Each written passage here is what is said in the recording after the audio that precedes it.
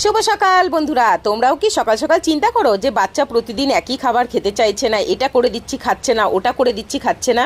দেখো, আজকে আমি তোমাদের রুটির সাথে এমন একটা তরকারি দেখাবো যেটা সব ঘরের বাচ্চারা একদিন হলেও খাবে সপ্তাহে।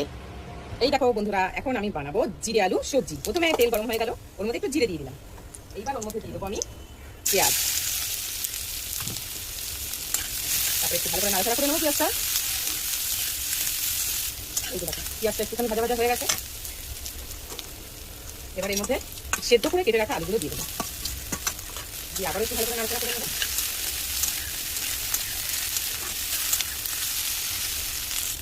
এবার দুটো দিয়ে দিলাম কাঁচা লঙ্কা। তারপরে এর মধ্যে দিয়ে দেবো একটু নুন, একটু দিয়ে দেবো হলুদ, দিয়ে এবার আবার নাড়াচাড়া।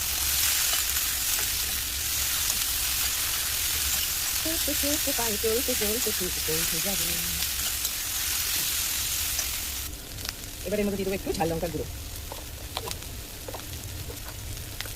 আর দিয়ে দেবো একটু জিরের গুঁড়ো, একটু দিয়ে দেবো ধনে গুঁড়ো। এবার ভালো করে নাড়াচাড়া করে নেবো। এবার দেখো একটু চিনি দিয়ে দিলাম, দিয়ে এবার ভালো করে নাড়াচাড়া করে নেবো। এটা শুধু ভালো করে নাড়াচাড়া করতে হবে। তারপরে গরম গরম নুন মিষ্টি চেক করে নামিয়ে নিতে হবে। ব্যাস হয়ে গেল আমাদের জিরা আলু ভাজা। তোমাদের কার কার এই রেসিপিটা একদম সাধারণ রেসিপি, কার কার পছন্দ হয়েছে অবশ্যই কিন্তু কমেন্টে জানিও। এটা রুটি পরোটা লুচি দিয়ে খেতে জাস্ট দারুণ লাগে। এবার একটু দিয়ে দেবো টমেটো সস। ব্যাস হয়ে গেল আমাদের ঝাঁকানাকা আলু সবজি। কে বলেছে যে আলু সবজি দিয়ে রুটি খেতে ভালো লাগে না? এইভাবে একবার বানিয়ে দেখো আলু সেদ্ধ করে, কতটা টেস্টি, কিরকম দেখতে হয়েছে তোমরা বলো, কতটা সুন্দর হয়েছে দেখতে।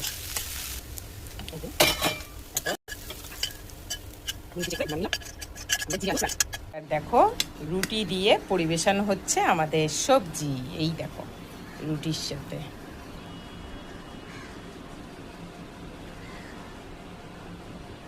এবার তোমরাই বলো খেতে কতটা অসাধারণ লাগবে এই নরম নরম তুলতুলে রুটির সাথে।